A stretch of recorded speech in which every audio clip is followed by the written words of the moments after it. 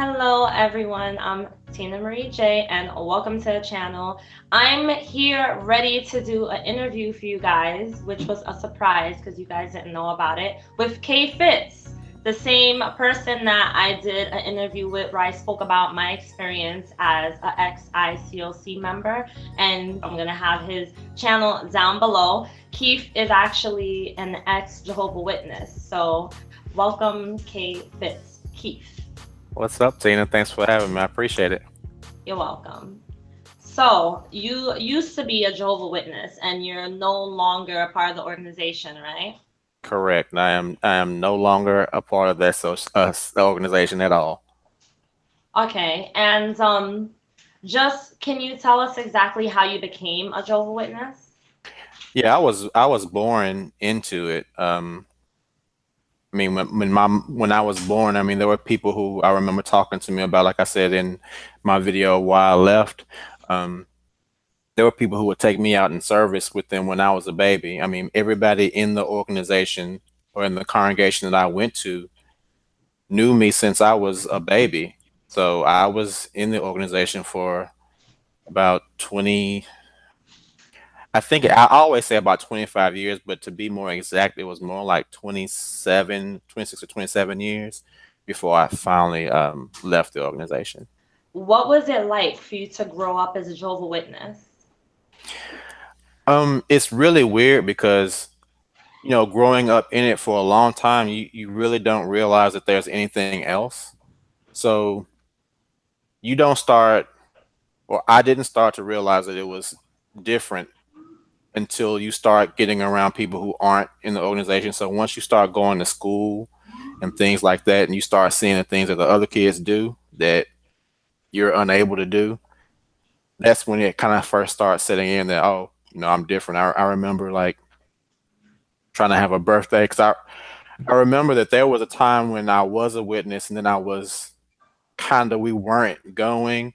So I was going to be able to have a birthday party, but then that didn't happen.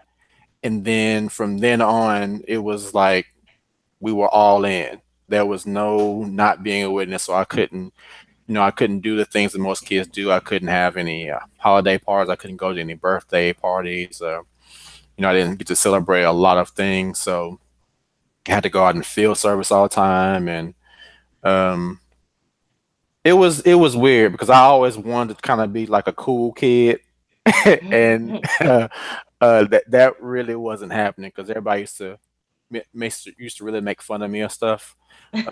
They would always call me, oh, here come that Jehovah. That no one even really knew what it was, but they just knew I was different. So they would make Yeah. fun of me. So they would be like, "Oh, shut up, Jehovah! Shut up, you old Jehovah!" They would always, they would always call me a Jehovah, and or they would. It was this one girl I remember. She would always tease me about it. She was like, "Hey, here come that old Jehovah-ness witness," and everybody would start laughing at me. It was crazy, man. But That's hilarious. I mean, I'm sorry to laugh, but that's funny because I remember when I was in school, I had a kid in my class was Jehovah Witness, mm, and he would wear on just random school days like a suit and tie, and kids used to make fun of him, and I knew he was different. I knew he went to a different kind of church. I just didn't understand like why his mom dressed all the time in a skirt and why he always dressed in a suit to school and random days, and mhm. so kids made fun of him too, so I know what you mean. Yeah, it was pretty brutal, man. That kids can be real asses. They can.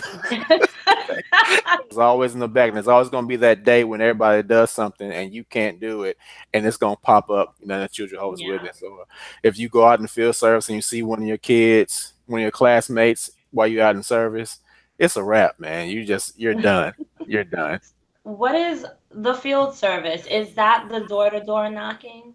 Yeah, that's what they call it. They call it field service. So you would back then we would always go like on Saturday mornings. So you would go to the Kingdom Hall and you would meet and you would have a little meeting about where you were going and what you're going to be doing that day. And then everybody would get assigned an elder to go along with their group or whatever. And you would have territories. So they would have these territory cards so they would know where they would be going that day. And so you would get assigned a particular territory. and then you and all your group would just go door to door and talk to all the people in that territory. How often do you have to do these door to doors? Is it like every day or every Saturday? Well, it depends on your level of commitment. If you're if you're what they call a publisher, back, and I don't know if it's the same way now, but back then, if you were a publisher, you would need to have at least 10 hours a month in ministry. Um, Hmm. if you were what they would call a pioneer, you would have to have around 90 hours per month. Wow. So And then there's if you were, literally levels to this. yeah, and if you were like an auxiliary pioneer, I think you had to have about 60 hours per month.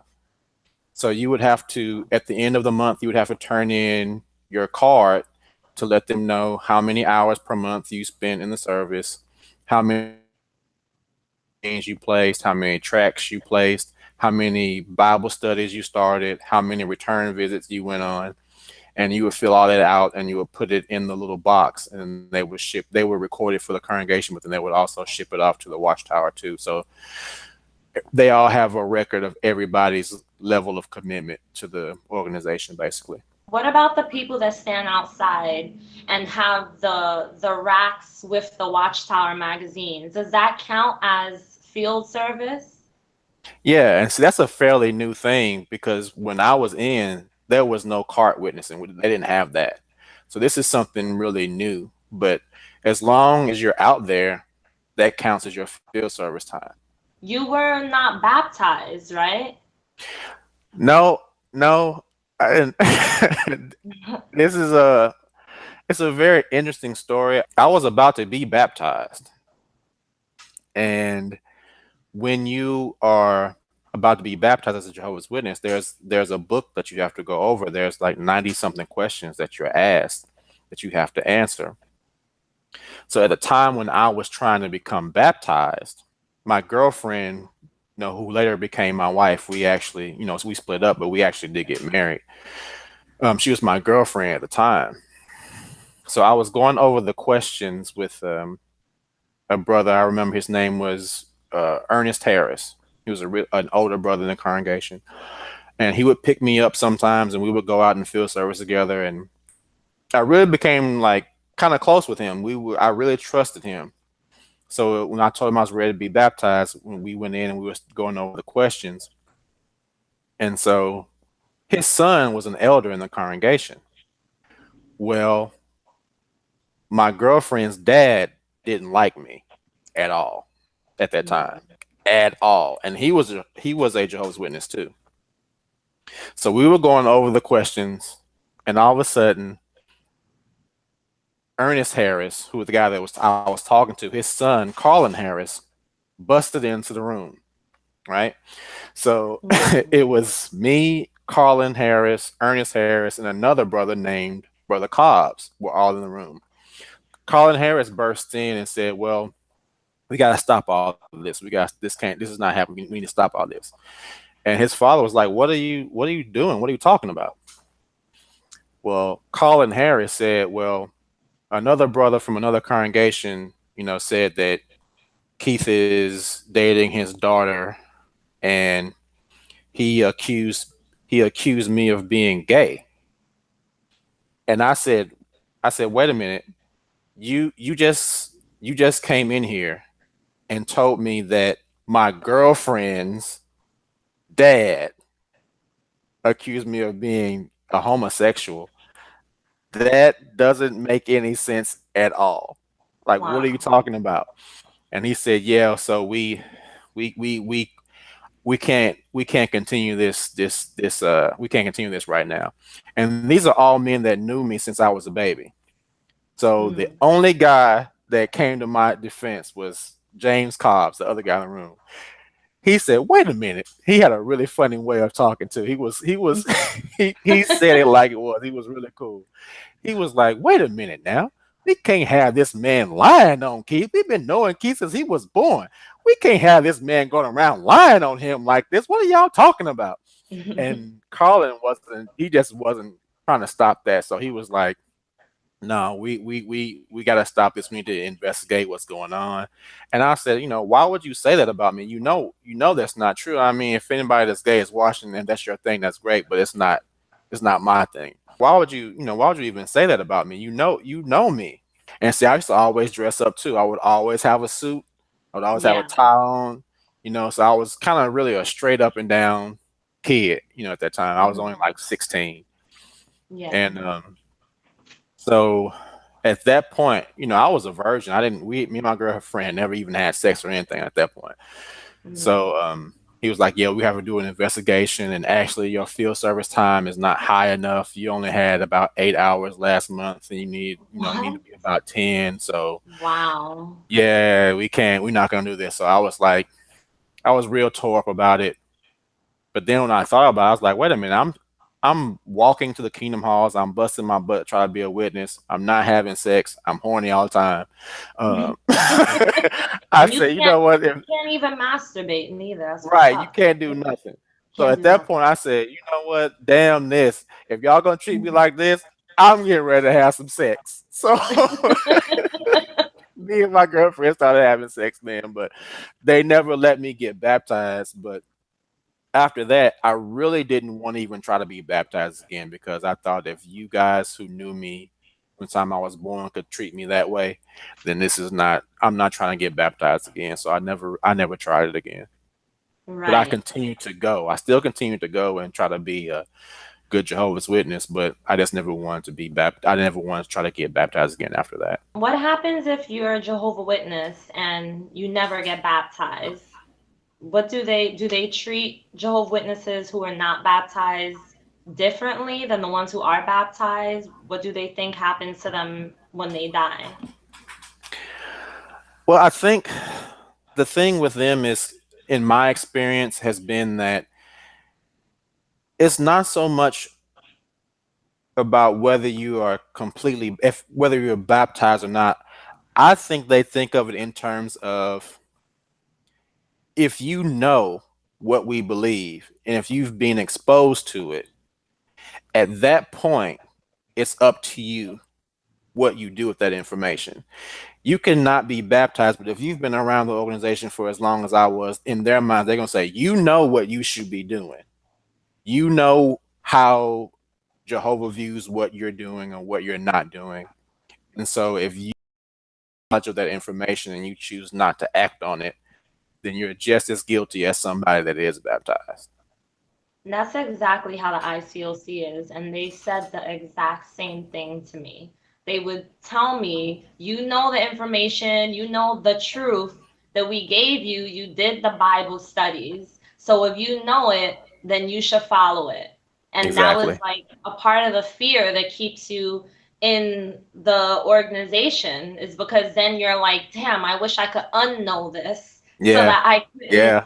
feel like I had to live up to a certain height, a certain standard that sometimes in certain religions or certain churches it feels impossible. And then people end up giving up and either become atheists or just become people who are, quote unquote worldly, Yeah. and they believe in God, but you don't believe in the religion. Right. And that's So where I I am at see, this point. right. I see exactly what you're talking about. And what about your family? Your family, they were Jehovah Witnesses too at that time, Well, right? my mom was. My dad wasn't. So growing up, my mom was a Jehovah's Witness. My dad wasn't. And then he became one. I'm not sure exactly when it was. It was just in the span of time in comparison to my mom. It was just a few years ago.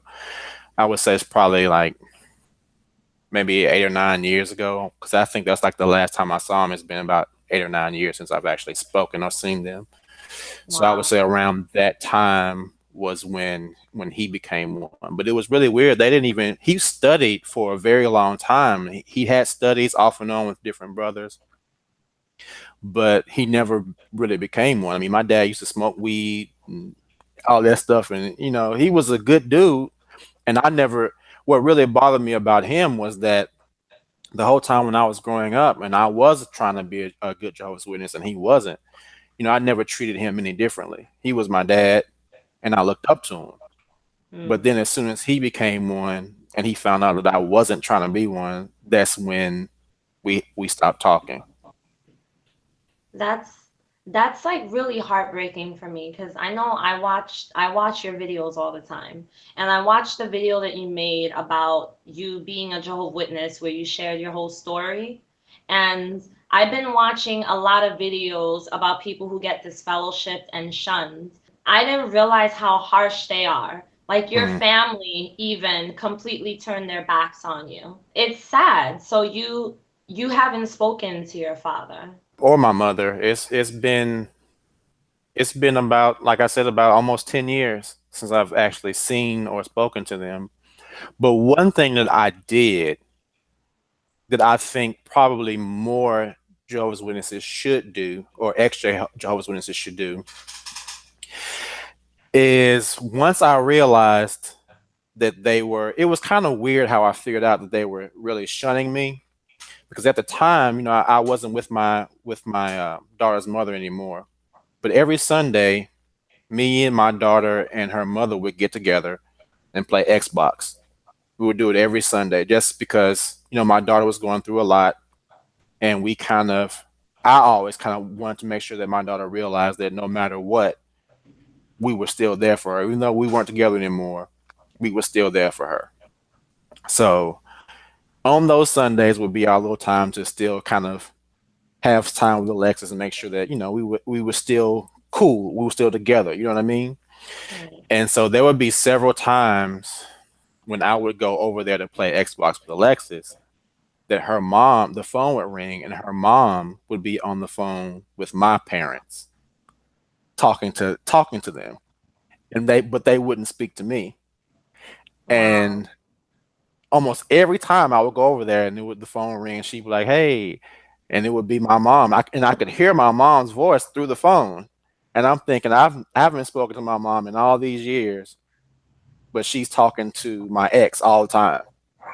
And so one day I was over there and my parents were supposed to come over and they saw my car outside and they called my daughter's mom and said, "Well, we were coming over, but we see that you have company, so we'll just see you another time." Mm. And I was like, "Wow, they see that I'm here, and they looked at me and said that they just called me company." You know what I mean? Wow. So, the last conversation I had with him, like I said in my video, we were out in the driveway, and he invited me to the Kingdom Hall, and I said, "That's not my faith. I'm glad you found your faith, but I won't be going." And he kind of was looking at me, and then they both kind of just looked straight ahead and said, "Okay." And then they left, and that was the last time I spoke to them. So what I did was I had to separate myself from my family. I didn't want to give them the power of being able to say, "We're shunning Keith," because that in my mind made me feel like a victim. Yeah. And I didn't want to feel like a victim.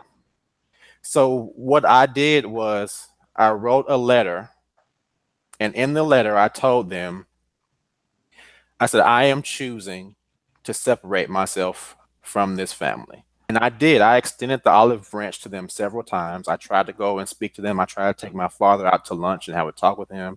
They always ignored me. They didn't respond. So I can honestly say in my heart, my conscience is clear. So I wrote in the letter, I said, "You made your choice. You've chosen, my ex over me. You spend time with her. You don't spend time with me. You talk to her on the phone. You don't talk to me. So you've made your choice, and now you're going to have to live with it.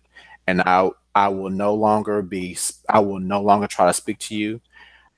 I am completely separated from this family, and I wish you all the best with your lives." Signed it, put it in the mailbox, and they got it. And what's so funny about the way that some of Jehovah's Witnesses think was, when they got the letter, instead of trying to find me to ask me what I meant about it, they went to my ex and asked her, "What does he mean by this?" Oh, And they're really I trying was hard to thinking, talk what to you. more proof do you need that you've chosen chosen someone over me than the fact that when I tell you I don't want to speak to you anymore, you go to them and ask them what I Yeah. mean. So in doing that, and she said they were super upset. They were super mad about it. And I was like, good. You should be upset and hurt because of what you did. So it Hmm. made me feel like they were no longer choosing to make me feel bad and going off and being okay. Now I let them know, you know what? You do not have the power to tell me how I should feel. I'm telling you, this is what you did, and I don't like it. So I will no longer be a part of this family with you. So Right. that kind of gave me my power back, and I felt really shaky about it at first, but then the more I thought about it, I thought this is what you should do, and it made me feel good to do that.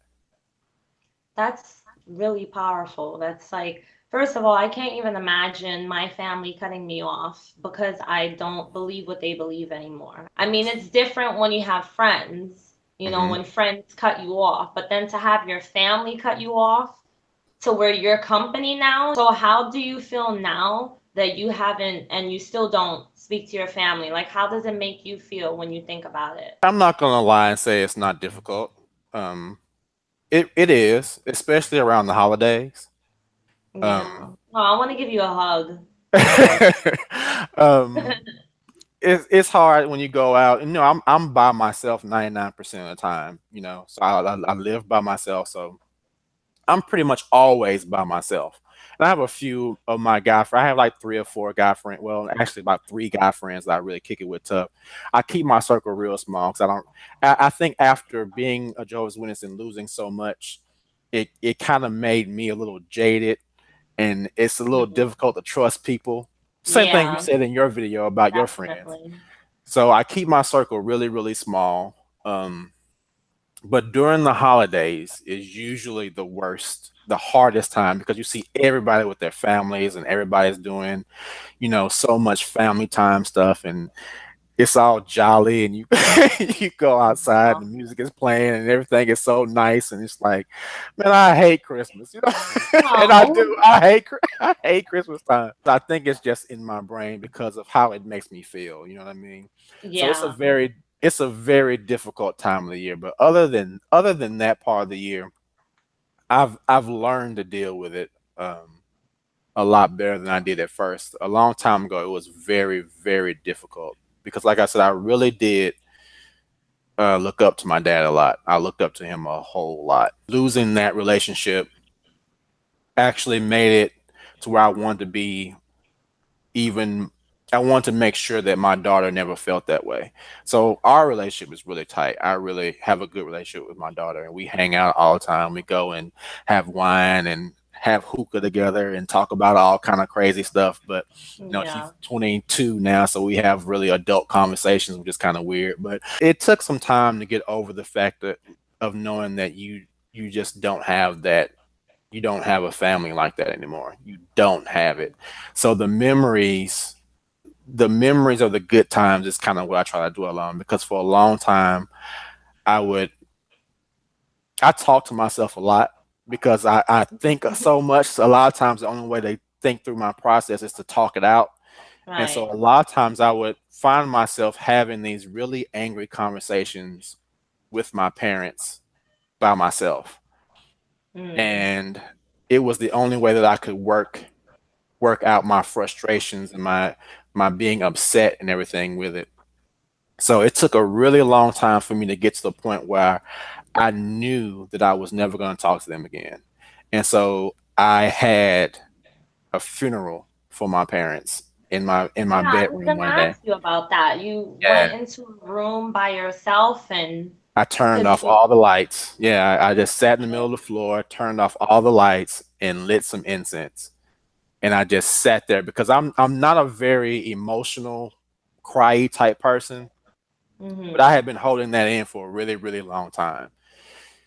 And so I said, you know what? The only way I'm gonna get past this is I'm gonna have to let all this stuff out. I'm just gonna have to let it all out.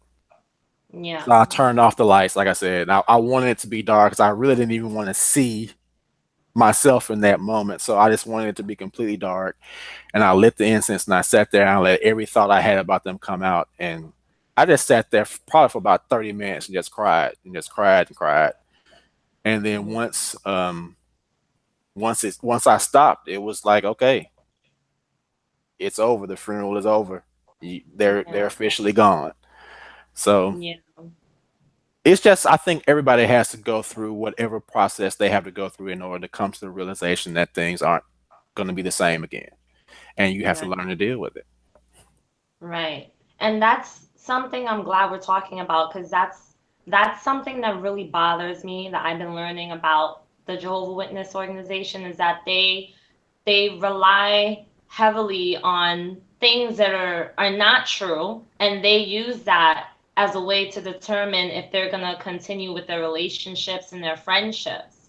So shunning is a big thing and a lot of people stay a Jehovah Witness because they're afraid of losing their family and friends, right?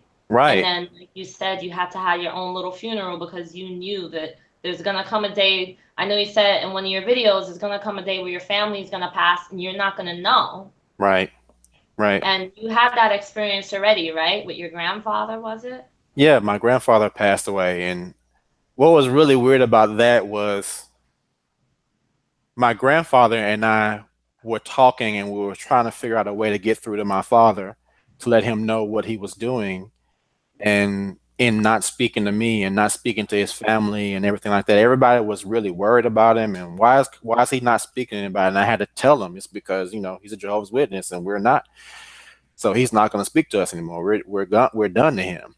My grandfather was a really interesting person, and he had this really cool vibe about him. He was an older guy, but he was really cool, man. And he had this really radio kind of voice, and he would be like, "I just don't know what is wrong with Curtis.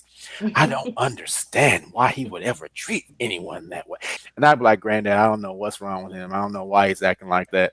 And he Yeah. said, "Well, I'm going to have a talk with him. I'm going to figure this thing out." And so he would try to talk to him, and he would get nowhere. And so one day he just came out and asked him, why don't you speak to your son anymore? And he said it's because you he doesn't go to the meetings like he's supposed to. And my granddad said, "Oh, okay." He didn't really understand what that means, and so he passed away, and I didn't even know. I didn't know at all. I just saw it on Facebook because another one of my relatives that I just met a few years ago posted it on Facebook, and I saw it, and I was like, "What? Granddad died?" And so everybody knew, of course. My daughter knew. I asked her mom. I said, "Did you know that my grandfather passed away?" And she said, "Yeah, he had been really sick for a few months." And I said, "Why didn't you tell me?" And now she gave whatever reason for not telling me, but I really just think it's because I wasn't a witness, and they didn't feel the need to let me know because I had separated myself from them. Which in some way I understand that because I did choose to no longer be a part of that family. But I would still think that regardless, it would still be the the human thing to do to let somebody Yeah. know that your Human, grandfather had passed respectful. away. Yeah, Right. so That's terrible. I'm sorry that you had to go through all that. That's just that's just terrible. I literally have no words because I've never been in that kind of a situation. And I right, can't imagine what that would feel like. I know when I was in the ICOC, they did try to kind of pull me apart from my family slowly, but never to the point where I could never speak to them again. And even if they did, it wouldn't happen. I would have walked away. right. So, yeah, I'm sorry you went through that. So I know shunning is one of the things that they believe in. Now, Hmm. I know they also they have a bunch of things that they don't believe in. Like they don't believe in holidays, they don't believe in celebrating birthdays. What are the things that they don't believe in and why don't they believe in these things? Because every time I think of Jehovah Witness, I'm like, do they like to be bored? I mean, it sounds like a boring life. You don't do anything. What do you do? It is. It really is. It's like they. What's weird, Tina, is that there's this new generation of it, And it's so weird because every time I'll I'll say something in the video, there's some new Jehovah's Witness that says that's not how it is anymore. They Yeah, always they like add to that change up a lot of anymore. stuff. Right. Right. I just did a video, my last one, because someone said that one of the things I said about Jehovah's Witnesses was not true. And even though I showed it to him in the magazine, he still said it's not true. That's how they used to think.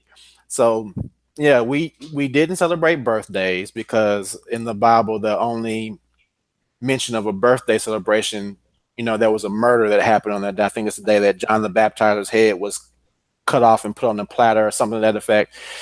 So there's really no scriptural basis for celebrating a birthday. I think it's because it's of pagan origin, just like most of the holidays Mhm. that are celebrated here in the United States. And technically, if you want to look at it, that then most of them really are of pagan origin. Um, Mhm. we didn't celebrate any. We did, you were able to celebrate your anniversary of being married, things like that. But there were really no real celebrations. It was like they wanted you to make sure that your life revolved around being a Jehovah's Witness first and foremost, and everything else was really secondary or unimportant. So So, yeah, no, go no, ahead. yeah, that was it. Go ahead.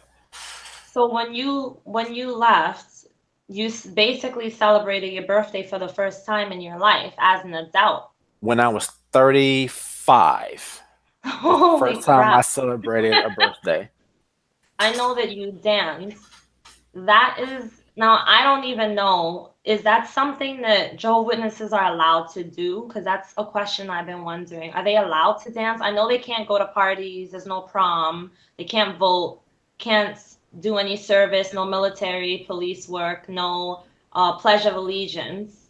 Right. If you're in your kitchen washing dishes, because I do this all the time, can I dance or is that a sin as a Jehovah Witness? No, it's not it wasn't a sin. I mean, we would have I used to everybody knew that I was a dancer, so there would be times when they would have like gatherings, and I would perform, or I would choreograph a dance, and I would have some of my friends there in the congregation dance with me and stuff. That wasn't the thing. It wasn't like you couldn't dance. I don't want to I don't ever want to say something where a current Jehovah's Witness could say I'm deliberately lying and try to make them look bad. Right. I don't have to do that because their literature does that. I can point to their own literature and say this is why what you're saying is wrong. Yeah. But what the issue was is that I knew I wanted to be a professional. I knew I was good enough, and I knew that I can make a living doing this. And this is going to beat out doing any other BS that I could just other people will be doing for the rest of their life. I could make a living doing this, and it's something I enjoy doing. But in order for me to do that, I was going to have to devote a hell of a lot of time to it. And that's where the problem comes in because they don't want you to devote more time to anything besides being a Jehovah's Witness. The time that you're devoting to doing that, they feel like you could devote that to the service, the ministry, going out and finding more people. So the reason they didn't want me to do it was because it would take time away from Jehovah and the organization. So they frowned on it. That's the same reason why they frowned upon college, because current Jehovah's Witnesses now say you can go to college, but see, back then it was different. They would say Mhm. going to college is something that's gonna take time away from you being a Jehovah's Witness. It's gonna distract you from the prize, right? Right. But then as time went on, they began to see that it's actually more difficult for Jehovah's Witnesses to get work if they don't have some type of education. And if they don't have any type of work, that's going to be less. And I'm just going to say this. I think this is what it Mhm. really is. If they don't have any work, that's going to be less money in the contribution boxes. So Yeah. we need to amend this and let people know, okay, you can go to college, just don't let it distract you from being a Jehovah's Witness. Hmm. That's the same thing as the ICOC. You can go to college, but Don't let it distract you. Make sure that whoever you're friends with are also a part of the ICOC. It's a little bit similar. They don't tell you you can't go, Hmm. but if you do go, they are breathing down your neck, Right. making sure that you're having quiet times in between classes and all of Yeah. that crap. Yeah, they stopped me from doing a bunch of stuff because I was a good ball player, so I wanted to play ball. I wanted to do a bunch of stuff. I'm a very athletic person, so I wanted to Mm, do a bunch of sports. I wanted to do a lot of things, but you know, it was just frowned upon. So my parents didn't really encourage me to do anything. They actually had never seen me play ball. They never saw me perform anywhere. They never saw anything I ever did because they disagreed with it. What my mom did, and I think my dad just went along with it because he just wanted peace in the house. But they just never really encouraged any of the things I wanted to do because in their minds, being a Jehovah's Witness should have been first. And right. all the elders in the congregation would always try to dissuade me from doing anything that wasn't being a Jehovah's Witness, you know? So they would come pick me up, take me out in field service, and try to discourage me from doing anything else. Even during the week, it wasn't even just on Saturdays. It was during the week. They would come and get me in the mornings, and I would go out in field service, you know? So, Basically, it's like no sense in having a dream or a vision if you're a Jehovah Witness. yeah, Sort of because like, your whole life is kind of lived for delayed gratification. It's like you don't worry about being happy right now because one day you're going to be so happy that you won't even be able to measure it. So why would mm, you want to give up being happy for the next eight for the just for 80 years when you can be happy for infinity and be so yeah, happy you will never be able to measure it? Isn't that worth giving up 80 years of happiness right now? I've heard that same thing. You're Yeah. gonna have your happiness in heaven and or paradise or whatever they want to call it. They said the same thing to me. And it's like it limits you. It makes you feel like the things that you're passionate about and the things you want to do, you feel like you kind of can't involve yourself because then it'll take your focus away from God. And Right. it's really sad. So since you left, you dance, right? You do your choreography. I know you have some videos of you doing your dance moves. By the way, guys, I taught him those moves, so I taught That's him. funny. Yeah, I've done it for after I left, um, I became a professional choreographer, dancer, and teacher. Hmm, And so I haven't done anything other than that for almost 17 years. right. So what really bothered me is that had I remained in that faith, I would have lost I would never have had some really good memory. You know, I Hmm, I I have achieved a lot. I went from literally making $100 a month trying to be a dancer to get to get to the point where it sustained me for my entire career. So um the really bad part is that I know that there are a lot of people out there that want to do more than what they're doing who are in the organization. I know for a fact that there is a lot of people who are trying to do other things but they feel like they can't, and I know it because I get so many emails. hmm, When I did that video with about Dr. Phil, I hmm. had no idea that video has over 100,000 views. I had no idea that video was going to do that. Right. And I every day I literally had to just turn my notifications off because that video has around 7 or 8,000 comments, and every day I get at least 20 more. It's constantly. I feel the same way. Oh my God, I can relate to what you're saying so much. I'm so glad you do this. I feel the same way. People hit me up on Facebook. I've gotten so many sad emails on Facebook from people saying, I feel like I'm about to kill myself. And watching your video gave me some hope. So yeah, I mean, people that were saying that they literally want to kill themselves because of being shunned from their family. The whole point in me even starting my channel or restarting my channel was because I've seen what this organization can do to people. I saw what it did to me. And even though I've been out for, 7 almost 20 years, those memories and those thoughts are still in there. They don't go away. And there'll be Mhm. times when somehow some song that we used to sing will just pop in my head and it will stay there all day. And it's the worst thing. I'm like, I wish this song would get out of my head.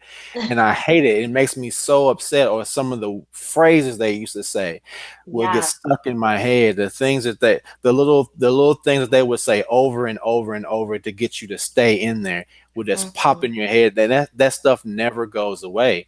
Those are the So triggers. yeah, yeah. Mhm. And there's a tendency for people who have been exposed to that organization when they go through hard times to think this is happening because I left the organization and now I need to go back. Right. And I did not succumb to that because I didn't want to do that. I want to be able to say, you know what, if I fail, if I fly or if I fall, it's going to be under my own power. Either way, if I fail, I'm just going to suck it up and say, Keith, you didn't do something right. It's your fault. And I'm not going to start, for lack of a better word, I'm not going to start praying to Jehovah and trying to go back to the organization because I'm having a hard time. That's some sucker stuff. I'm not about that. So Exactly. I stuck it out and everything is okay. And I never compromised my belief in myself because of what they taught me in the organization. And I think that was the main reason why I said, you know what, if I can go through being in that organization for 25 years plus, losing everything several times and coming out of it okay without any help from that organization, then that means that there are other people that can do the exact same thing. Somebody just needs to show them that it's possible. Exactly. That I'm so happy you said that because I try to tell people on my channel the same thing. You cannot return just because of guilt and fear and shame because you're going back for the wrong reason. You know, Hmm. people claim that they go to church and they believe what they believe because it's for a relationship with God, a personal relationship with God or Jehovah, but it's not. It's for people. Hmm. And I mean, I feel so bad for people that feel like they're so stuck that they have to live their life this way when there's so many things that you can do in your life. There's so many places you can go, people you can meet. But when you're stuck in a cult, you can't because you're boxed in. You're forced to only know and associate with those around you who think the same way you do when you're brainwashed. You're not allowed to dream. You're not allowed to have vision. And I realized when I left the ICOC how much I really wanted to do and how much potential I had that I can actually do the things I want to do if I were to just go and take the action, just do it. Hmm. So I feel like people don't know that. You know, they don't they're in this and they're like, "No, I have to live for God. I got to oh, I love to sing, but I got to sing for the Lord." All right, you can sing for the Lord, but it's okay if you want to jump in the studio with a mic. You know, like they're just so So limited true. and I hate feeling that way. So So true. I'm glad you mentioned that. So how did you end up leaving? I know you had a dream. So Yeah. tell us about that dream because I thought that that was so interesting and what you said happened at the end of the dream, what was said at the end of the dream really stuck with me. Yeah, it was interesting because the video that you made about your dream, when I saw it, I was like, wow, that is really that's really kind of weird that that happened to you as well. But Yeah. um I think that dream happened.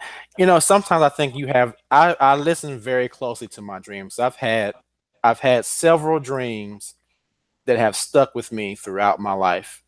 And most times you don't remember dreams that well, but I've Hmm. had I have a book and I put all my dreams and stuff in, but these three dreams, that one being the most important I think in my life, I've never lost a second of that dream. Hmm. It happened 20 years ago and I can remember it like it happened yesterday. But Right. in the dream, I was asleep in bed. I wake up and I go out of my house, and there were these two figures that were all black, kind of like ghostly kind of figures. And I looked at them and I said, "I've been waiting for you." And outstretched their hands, and I grabbed their hands, and we just started flying. And so we were going through all these layers of space, and there was these lights, and everything was just spinning around, and all these fractal patterns, and this big light opened up. And when the light opened up, I was sitting in a coliseum, this huge coliseum, and there were a lot of people around. And these three men walked out onto the stage, and there was a microphone, and he said, "I know you guys have been waiting for a long time. Just be patient. God will be with you shortly." And so I got up and I went to the right because I had to go to the bathroom in the dream. And I opened this door, and there was this library, and there were all these books and shelves. It's just tons and tons of books and shelves of books. And I started walking through the library, and all the shelves started falling over. All these books started flying off the shelves, and they were hitting me, and I was climbing over these books, and I kept climbing over books after books after books, and they just kept falling and kept falling. And I finally got over all of them, and there was another door. So I walked through that door, and there were these rocks everywhere. It's a room full of boulders and rocks. And as I started climbing those boulders, the rocks started falling and falling, and I was climbing over all these rocks and dirt. And so I finally got over all of them, and there was another door, and I walked through that door, and there was just ice everywhere. And I started walking through them, and the ice just started falling. I'm climbing over all this ice and stuff like that, and I could actually feel like I was actually cold in the dream. This has never really happened. You don't usually feel things like that, in Yeah. dream. But I was cold, and I was climbing over all this stuff, and I finally got through that room. And there was the door. I walked through the door, and there was just this long black hallway. There were no lights, but I could see the light at the end of the room because there was another doorway. So I walked through that doorway, and it opened into this big restaurant. And I turned left, and there was this booth. And so when I walked up to the booth, there were three guys, and the guy that was in the middle had like a little glow about him. And I looked at him, and I said, "You're God, aren't you?" And he just shook his head like that. And so at that moment, one of the elders from the congregation just kind of wafted up like out of smoke, just and he was standing there. And I looked at him, and this dude, I always hated him. Like, I hated that dude. And to this day, I still hate that dude. I'm And glad you're honest about it. but I saw him, and I looked back at the guy, and I said, "Why does my stomach hurt?" And he just looked at me. He didn't say anything. And so I looked back at the elder in the congregation, and he said, "Keith, why are you leaving us?" And I just looked at him, and I said, "Get away from me." And he just disappeared. And then I looked back at the God guy, and he just looked at me and said, "Keith, it's not about the destination. It's about your journey."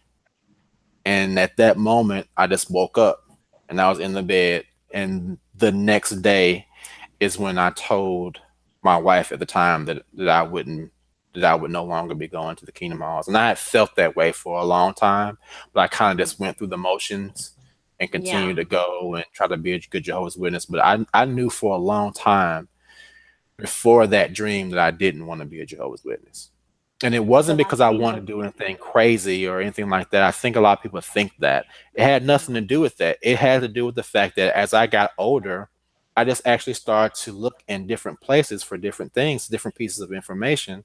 And I just couldn't, in good conscience, go up to somebody and say, "You're going to get destroyed because you don't think the same way I think." Was it hard for you to leave? No, not really. Um, because I had left in my heart a long time ago. Right. I really wasn't I really wasn't down. And anytime I went, it was like, "Oh, I gotta go listen to this shit again." And I would just sit, and I would a lot of times a lot of times I felt really sad going in there because I would look at people, and this may sound mean or something like that, but a lot of them were really unhealthy people, people who literally looked unhealthy and unhappy, and people who were saying the exact same things now that they were saying when I was a kid, and Yeah. thinking the exact same way, the exact same thoughts, saying the exact same comments, raising their hand and saying something I heard when I was 10. And now I'm 25 and I'm hearing this same person say the same thing. This means your thought process hasn't changed in 20 years. That is horrible. Who wants to live a life where you think the exact same way about the exact same things your entire life? Like, I Yeah. would be willing to wager that most of those people hasn't had a new thought or a new experience in so many years. And why would you want to live your life and not try anything new or different? They have been told, and I had this conversation, they've been told that the world is such a horrible place. Mm. And why would you want to live? This is a real conversation I had with an ex-Jehovah's Witness, or the Jehovah's Witness. Why would you want to live in this world, and the world is such a horrible place? This aren't they was they said, Keith, wouldn't you agree that the world is a horrible place right now? And I said, you know what? I would agree that the world is a horrible place if all I ever thought about were the horrible things that happen in the world. I said, if Wow. you were to leave your bubble, I said, if you lived in Mexico on the beach every day, would you think the world was a horrible place? If you lived in Hawaii, if you lived your life right where you are right now, as if you lived in one of those places, and you were happy every day, regardless of what was happening outside the bubble of your own world, you would still be happy in your world. So I said, no, I don't think the world is a horrible place. I think the world is a beautiful place, but you have to seek the beauty just as much as you seek the horrible things. Right. That's deep. You need to be a motivational speaker. I guess I'm hearing something. Because that's so true. Yeah, A lot of people, especially who are so involved in religion, they try to use that. Oh, well, the world's a terrible place, but there's so much beauty, like you said, in it this is. horrible place. It is. I You refuse to live my life and think that. Yeah. So, since you're not a Jehovah Witness anymore, what exactly, well, I don't want to say, what do you believe in now? That's annoying. People always ask me, oh, what do you believe in? Sometimes I'm like, I'm gonna start lying, just saying I'm a Satanist. Um, where do you stand on your religious views? Like, how do you see religion? Are you still involved in it? Like, just what is your opinion? I don't. I'm not involved in religion at all. Um, I know a lot about religion because there's no way for me to have an intelligent conversation with someone about religion if I don't know about religion. So I make Hmm. sure that I know about it so that when I challenge a view, I'm not one of those people that just says I don't agree with that, and then someone says why, and I say I don't know. I want to be able to say, well, the book that you believe in says such and such and such and such. I know it. Even if I don't agree with it, I do know what it says. That way I can Hmm. have an intelligent conversation with you about why I don't agree with it. Right. So, um, at this point in my life, Tina, I believe that there, like I said last time, there is a creator. Something created something. I Hmm. don't think Definitely. everything came from nothing. Even nothing has to be created. We don't have any idea of what nothing is. There has to be something. Um, so I believe that I don't believe that whatever that creator is, or whatever those creators are, that they sit and watch us all the time. I think that would be like watching an ant in a desert to see Hmm. if you had the ability to do anything and everything anywhere at any time in any dimension, why would you sit and watch one planet full of people all the time? To me, that is utterly ridiculous. Right. I think we have been placed in this womb of a planet that has the ability, and we have the ability to give birth to whatever creation we want. If you think about it, everything that is on this earth that did not come from the earth itself is the creation of a thought from a human. A person had a Hmm. thought, and they in their mind, and then they took that picture out of nothing and brought it to life in our world. And I think whatever created us gave us the ability to create anything that we see in our mind, including life. There are 8 billion worlds on this planet because each person has their own world. I look at the world differently from you. You look at the world differently from everybody else on this planet. We all have our own world and we all can create what we want in our own world for ourselves. And Mm-hmm. I don't believe in intervention. I don't believe that. I think we have the ability to control our lives. And the reason I have a problem with religion is because I think religion takes that away from you. It takes the ability for me, in my mind anyway, it takes the ability for me to be accountable for not only the bad things that happen in life, but also the good things that happen in life. A lot of times Right. people will say, when you do something wrong, people say, you have to take accountability for your actions. But then when you do something good, they say, well, thank God for that. I'm like, no. If I have to take accountability for the bad shit that I do, then I want to take accountability for the good things too. Yeah. Because I did both of them. You want some credit. I do. And I think, I don't think it's haughty or blasphemous to say, I did this.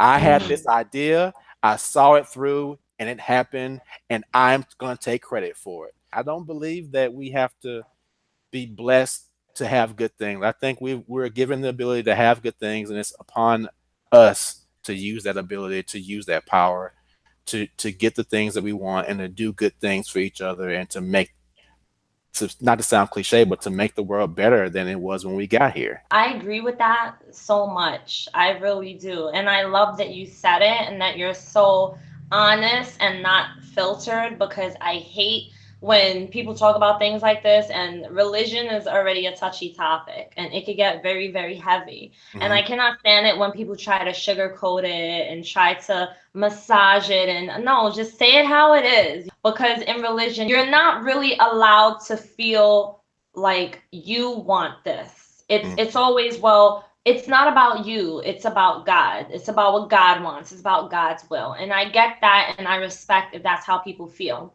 But when you're no longer a part of religion, it opens up a door of opportunity. It opens up the possibilities of what can you do because when I was a part of Christianity, I closed off doors to everything because I thought, well, how is this serving God? If I decide to write books, because writing is my passion, how is it going to serve God unless I'm writing a book about God, which I had no interest in writing about religion.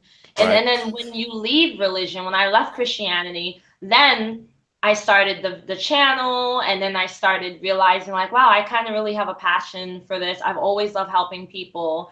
Use that, combine it with writing. But when I was a part of the church I was in, I should say, because it's like it's so frowned upon to want more money in your life so that you can do things with it, Hmm. to want to have your own business. And I was told no, because it has nothing to do with God. You open up the doors. You're not living in that bubble anymore. You're just like, no, I'm gonna do what I love to do. For you, it's the dancing, Hmm. right? And when you were a Jehovah Witness, you couldn't do the dancing. And Right. now you can. Right. So I think it's important that people who are right now a part of the organization that want to leave, I think it's important that they know everything that you're saying and they take it to heart.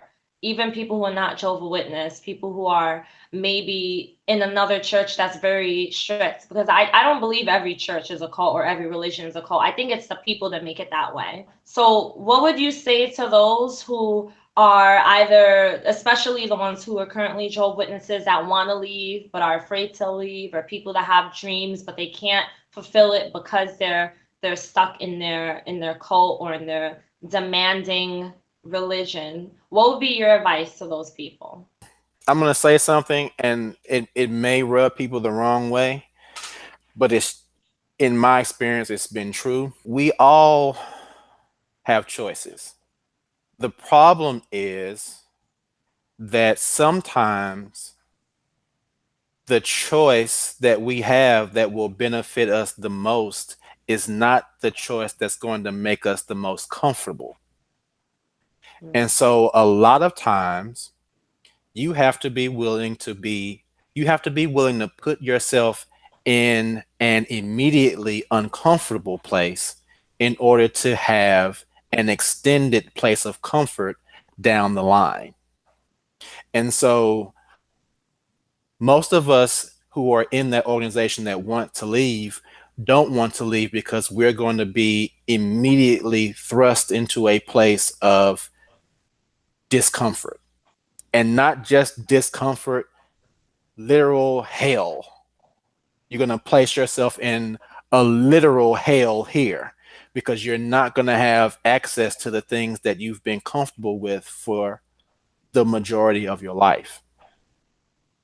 But what I would always tell students that I teach is that the only way you can grow as a dancer is if you do movements that you're uncomfortable doing.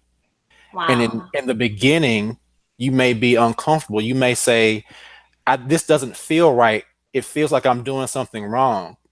But I would always equate that too to if I'm learning a language from someone and I may feel like I feel stupid saying it. If they understand what I'm saying, that still means my point is getting across. So if you're doing something new, it's gonna feel uncomfortable for a while. But the more you do it, the more comfortable you're gonna feel with doing that thing. So stepping away from what you've known your entire life is gonna be uncomfortable for a while because it's new territory. But if you do the exact same thing every single day, you're not going to grow as a person. Mm-hmm. Once you step out of your comfort zone, step into a world of discomfort, once you become comfortable with that discomfort, then you can move on to something else. I'm not comfortable doing this. This makes me uncomfortable. Then you get used to that. Now you've grown and you're going to have to continue to do that. You're going to have to be willing to be uncomfortable for a while to get to the point where you're comfortable with being uncomfortable. In the big scheme of things, the things that we are usually the most afraid of are not really real at all. They're fearful in our minds, but not that fearful in the real world. So I would say to anyone that you have to be willing to take that step off the cliff. And it doesn't necessarily mean that you're going to fall. You just might start flying, and you Yeah. never will experience that feeling if you're afraid to take that step off the cliff. So stepping away from your family, you know, a lot of times being around your family is not always the best thing for you, especially Mm-hmm. if being around your family is making you sad. Yeah, Yeah. no, you're right. And I agree with everything you said so much that goes into personal development and all of those things and just being the person that you can love. It's all about self-love, which is what I'm into, just learning how to love different people, but it starts from loving yourself. So Hmm. I agree with that so much. So your channel, you mostly lately you've been talking about Jehovah Witness, but I know that you want to kind of get into different things, right? So what could people expect from your channel? Because I'm gonna put that link down below so they can go and check you out. Oh man, I want to talk about so much. I really want to, especially with it. I'm trying to hurry up, and I'm doing some videos now with it being Black History Month. I want to talk about a lot of race relation stuff because I've dealt with a lot of prejudice here in the last few weeks and few months. I've dealt with it a lot. People think race stuff is dead, and it's not. And I want to discuss that. I really want to talk about that a lot. I'm a huge movie fan, so I don't want to get into like movie reviews per se, but I do see a lot of similarities between a lot of things that I've experienced and a lot of the movies that I like. So I kind of want to do a lot of things where I talk about similarities between my experiences in life and some movie themes, because I think art is just a great way to open the door to conversation about things, people, everyone likes movies, but a lot of times we all see things differently in a movie, and it's a good way to open the door to talking about things. I may do a little dance stuff here and there, but I'm kind of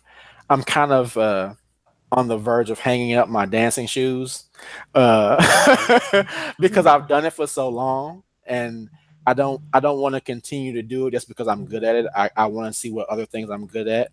So I want to travel a lot. My goal this year is to get to Egypt, and Oh so I want wow. to do a vlog about me getting to that point. And I also am going to, I've already kind of started working on it. I want to do a documentary where I go around and speak to different homeless people here in Nashville and get their stories and just see how they live their lives and how they feel about the way people look at them, the way people view them, things like that. So I have a lot of things that I kind of want to do with my channel. It's kind of weird when you have a YouTube channel, you think that you have to do this one thing, but then the more people you talk to, people give you these ideas like, wow, I can do so much more stuff with my channel. So I hope everybody keeps watching, and I'll keep putting out Yeah. content. I think that's a good idea. I feel the same way. Thank you so much for doing the interview and for coming on the channel and talking. I'm so happy because we were able to get a different perspective from someone who comes from a different kind of cult, and you have a lot more experience in it. I know there's some people on my channel who are Jehovah Witnesses or who are ex-Jehovah Witnesses. And I think that this would be really, really good for them to see. I think it would be really great if you guys check out Keith's channel as well, because his stuff is really interesting. He has really good content, and he's really cool person to talk to. So check it out. I'm gonna have that link down below in the description box. So All thank right. you so much, Keith. No, thank you, Tina. Anytime. Thanks a lot.